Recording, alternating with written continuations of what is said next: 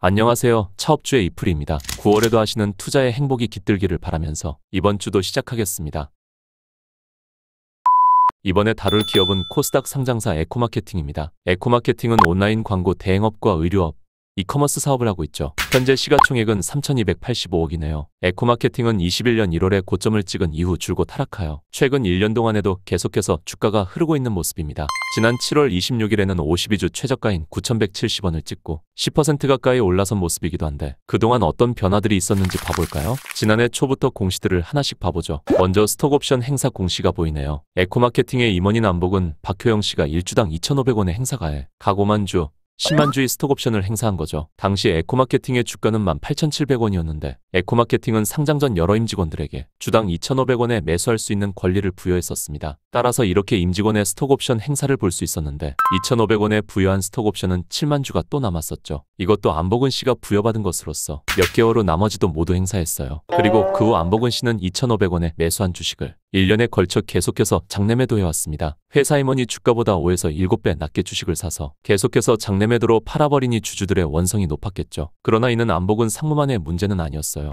보시면 과거에도 2,500원에 부여받은 스톡옵션을 행사 후 26,050원에 처분한 송상섭 씨가 있었죠. 이후 퇴임으로 특수관계자에서 제외되며 매매 내역을 공시하지 않게 되었지만 이 수량 또한 모두 처분했을 가능성이 높습니다. 스톡옵션을 부여받은 임원들이 낮은 가격에 사서 높은 가격에 장내에서 그냥 패대기 쳐버리니 이건 뭐 너무너무 별로죠. 그리고 이러한 모습은 최대 주주인 김철웅 대표에서도 볼 수 있는데 에코마케팅은 그리티 안다르의 지분 투자 및 인수를 할 때에도 김철웅 대표가 보유한 주식을 기존 경영진들과 교환하는 모습을 보였습니다. 따라서 이런 식으로 에코마케팅의 주식을 확보하게 된 임원들이 이후 또 퇴임하게 되면서 에코마케팅 주식을 장내 매도했을 가능성이 높죠. 김철웅 대표는 씀씀이가 참 좋네요. 덕분에 직원들은 장내 매도로 인해 많은 차익을 챙길 수 있었겠고 이는 당연히 주가에 부정적으로 작용했겠어요. 현재 안복은 씨의 주식은 39,836주가 남았는데 이 또한 언제든 장내 매도로 나올 수 있는 물량일 것이며 이러한 임직원들은 16,830원에도 행사 가능한 41만 주의 스톡옵션을 가지고 있고 또 24,854원에 행사 가능한 스톡옵션도 36만 주가 있습니다. 향후 에코마케팅의 주가가 상승하여 또 일정 구간에 이르게 되면 이 또한 행사하여 때마다 매도로 나올 수 있는 잠재 물량인 셈이죠. 그리고 앞에서도 봤었지만 에코마케팅은 임직원의 스톡옵션 행사 시 신주로 부여하고 있습니다. 신주를 발행하니 총 주식의 증가로 인한 시가총액의 증가가 발생되고 이것이 매도 물량으로 출하되는 거죠. 임원들의 매도세로 주가 상승을 막으면서 시가총액까지 증가하게 되는 상당히 안 좋은 패턴입니다. 이런 식으로 무책임하게 주가 상승을 방해하는 스톡옵션을 뿌려놓으면 안 되죠. 그리고 과거 김철웅 대표는 보유 주식을 우리사주조합에 무상증여하기도 했어요. 이것도 의무기간을 채운 2026년 5월부터는 잠재적인 매도 물량으로 작용하겠네요. 에코마케팅은 대표님이 상당한 기분파이신 것 같네요. 상장으로 인해 기업 가치가 커지니 보유 주식을 뿌려왔고 또 무책임하게 스톡옵션을 뿌려 신주로 지급하고 있으니 기존 주주들은 계속해서 매도 폭탄을 맞게 되는 패턴인 거죠. 따라서 에코마케팅의 이러한 방향성은 현 시점 좋은 실적에도 불구하고 주가 상승을 억제하는 요인으로 작용하겠고 추후 만약에 사업이 꺾이기라도 한다면 이러한 요인들이 결국 큰 화근이 될 수 있을 겁니다. 그리고 가장 최근에는 김철웅 대표의 매도까지 나왔었습니다. 70만 주를 장내 매도했네요. 74억어치를 판 거죠. 에코마케팅은 여태껏 다룬 기업들 중에서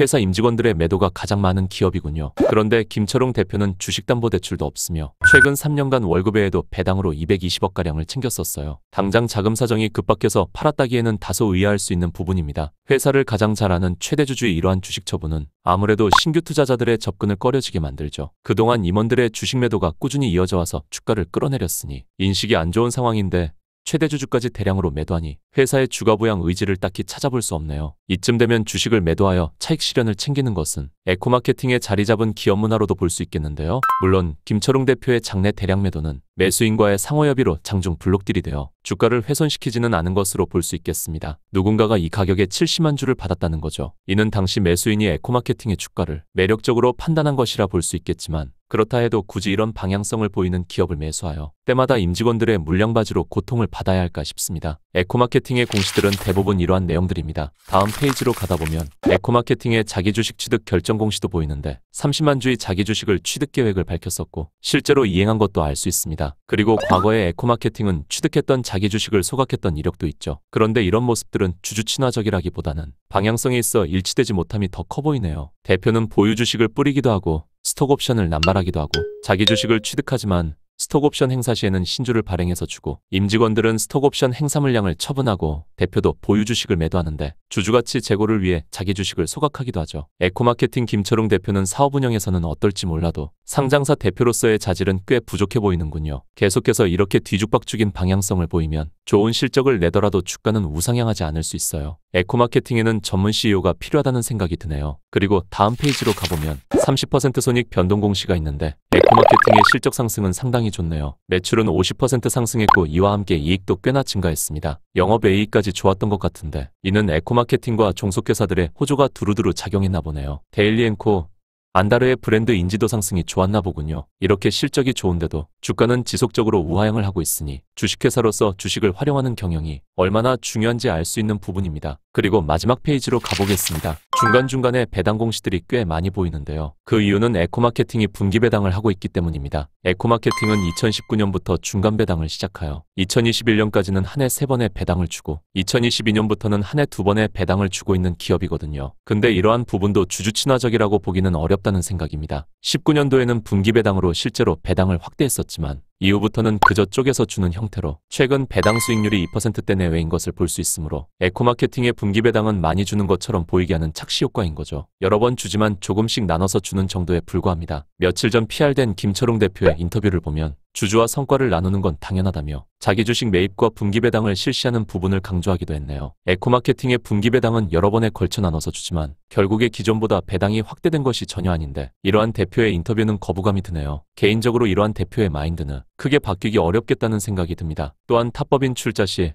주식맛 교환의 양도세 이유로 보유한 에코마케팅 주식을 처분했다고 하는데 이 또한 좋게 보이지는 않네요. 대표의 인터뷰를 보니 오히려 억울해하는 것 같은데 역시 주식을 활용한 경영을 못한다는 생각이며 그동안 대표가 받은 배당과 월급들을 생각하면 이어지는 임원들의 매도로 인해 지속적으로 주가가 하락하는 상황에서 주주를 생각하는 대표라면 충분히 매도가 아닌 방향을 고려해 볼 수 있었을 겁니다. 정말 돈이 없었다면 주담대나 차입을 활용하여 일부 금융비용을 내면서 주가 하락을 막고 이후 상황이 좋아진 후에 상황을 주주들에게 알리고 매도를 해도 충분했을 거든요. 에코마케팅은 대표를 포함한 임원들이 모두 자기 생각만 하는 것 같네요. 자기 회사에 투자하여 수년째 막대한 손실을 보고 있는 주주들을 조금이라도 생각했다면 절대 나올 수 없는 행동과 마음가짐입니다. 공시로 그동안의 행보를 살펴본 뒤 그에 대한 대표의 인터뷰를 보니 경영 마인드가 더 별로라고 생각되네요. 에코마케팅은 주주보다는 직원에게 참 좋은 회사일 것 같군요. 그러면 그동안 에코마케팅의 대략적인 동향과 방향성을 봤으니 이제 보고서를 봐볼까요? 반기보고서 클릭. 에코마케팅은 2003년 TNT 커뮤니케이션이라는 사명으로 설립되었으며 이후 사명 변경을 하고 2016년에 코스닥 시장에 상장했습니다.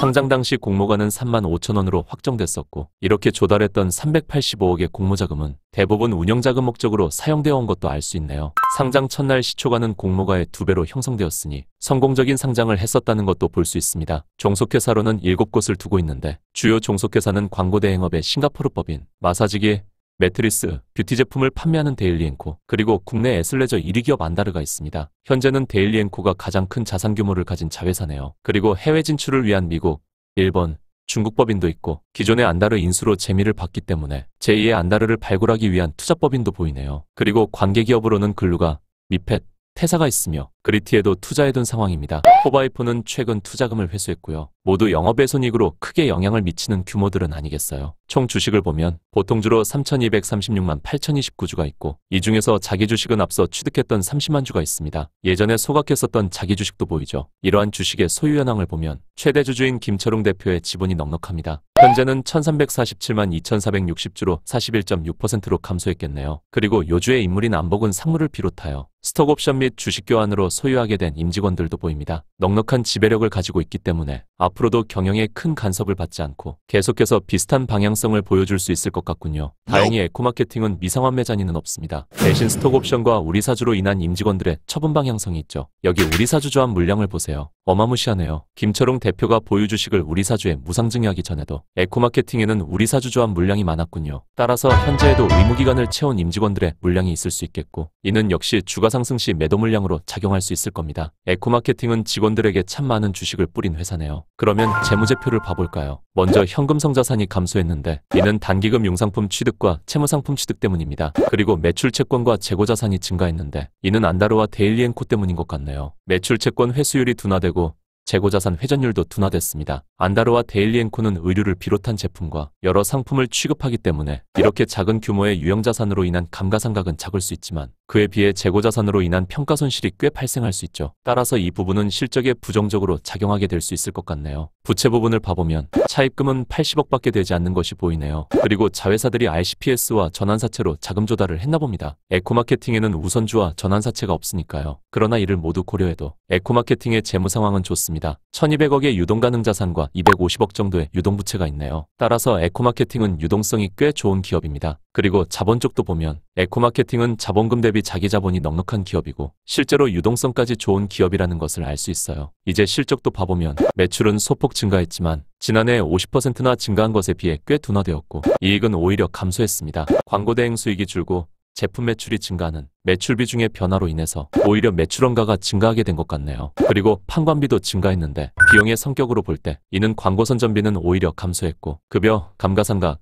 수수료가 증가한 이유였기 때문에 현재 15%의 영업이익률은 향후 좀 더 꺾일 수 있지 않을까 싶네요. 그동안 상당한 성장을 보여줬던 실적에도 불구하고 경영의 방향성으로 인해 주가 하락세를 면치 못했는데 이렇게 외형 성장이 둔화되면서 이익까지 감소하는 모습을 보여주게 된다면 앞으로의 주가 전망은 밝지만은 않아 보이는군요. 물론 재무가 좋기 때문에 자금 조달 리스크 등의 요인은 없지만 스톡옵션, 우리사주 등으로 이미 뿌려놓은 주식이 워낙 많기 때문에 실적에서 성장성이 꺾이는 모습이 더 뚜렷해지면 주가에는 꽤나 안 좋게 작용할 거라 생각됩니다. 아마도 에코마케팅은 새로운 법인에 투자하는 방법으로 기회를 모색하려고 하는 방향성을 보일 수도 있을 것 같은데 제2의 안다르를 찾으면 물론 좋게 작용할 수 있겠지만 그렇지 않으면 유동성 악화로 오히려 하락세는 가속화될 수 있을 겁니다. 최근 실적 변화를 그래프로도 봐보면 에코마케팅은 꾸준한 실적 성장을 이어왔었습니다. 특히 작년 실적은 코로나 때처럼 상당히 좋았네요. 그러나 이익에서는 차이가 나기 때문에 또 이후 임원들의 매도까지 계속 이어지면서 그때와 같은 주가 상승은 보이지 못했습니다. 그리고 작년 2분기에서 정점을 찍은 실적은 꾸준히 감소해오다가 특히 올해 1분기에서 꽤 부진한 실적을 보였네요. 최근 2분기에는 개선된 모습이지만 역시 전년 동기에 비해 이익이 꺾인 모습이기 때문에 3분기에서도 이러한 부진이 이어진다면 주가 하락은 면치 못할 것 같네요. 에코마케팅은 주주에게 안 좋은 경영으로 인해 3분기에서 실적 성장을 해야만 본전에 그칠 수 있을 겁니다. 각 사업부별 매출 변화를 봐보면 특히 이익성이 높은 광고 대행업의 매출 감소 그리고 소비자를 대상으로 하는 커머스 사업의 감소가 에코마케팅의 이익 감소로 이어졌겠습니다. 이러한 두 사업의 부진을 의류제조 판매업을 하는 안다르의 사업 성장이 메꾼 모양새이지만 이러한 매출 비중의 변화는 이익의 감소로 이어질 수 있으며 이쪽에서의 실적 저조가 안다르의 성장보다 더 가속화된다면 어쩌면 올해는 이익뿐만 아니라 역성장을 할 수도 있을 것 같네요. 에코마케팅의 사업은 굳이 하나씩 살펴볼 필요가 없을 것 같습니다. 이미 주식을 너무 많이 뿌려놨기 때문에 이로 인한 부정적인 영향은 쉽게 개선되기 어렵다는 생각이며 실적의 성장을 이어가야만 겨우 본전치기에 그칠 수 있습니다. 그런데 실적까지 꺾이면 꽤나 위험해질 수 있어요. 대표의 매도와 쪽에서 주는 분기배당에 대한 자부심 등 경영 마인드와 상당한 수량의 우리사주 조합, 스톡옵션, 임원의 매도 방향성으로 볼 때 에코마케팅은 거부감이 드는 회사입니다. 물론 주가는 모르기 때문에 향후 주가 상승을 보일 수도 있지만 때마다 주가 상승을 맡게 될 임직원들의 차익 실현만 생각해도 머리가 아프군요. 투자자들이 굳이 소중한 자금을 에코마케팅에 투자하여 이들의 차익 실현에 이용될 필요는 없겠습니다. 에코마케팅은 취준생이 있다면 추천해주고 싶은 기업이네요. 에코마케팅은 직원들에게는 어느 기업들보다도 좋을 수 있습니다. 그러나 절대로 투자에는 좋지 않은 기업이에요. 이번 영상은 스톡옵션 등 임직원에게 대거 뿌린 주식들이 회사에 어떠한 악영향을 미치는지 살펴봤던 사례로 좋을 것 같네요. 이렇게 뿌려넣은 주식으로 인한 악순환은 쉽게 바뀌기 어렵고 각 구간마다 계속해서 주가에 부정적으로 작용할 수 있다고 생각합니다. 그러면 이쯤 하겠습니다. 차트 없는 주식 투자였습니다. 감사합니다.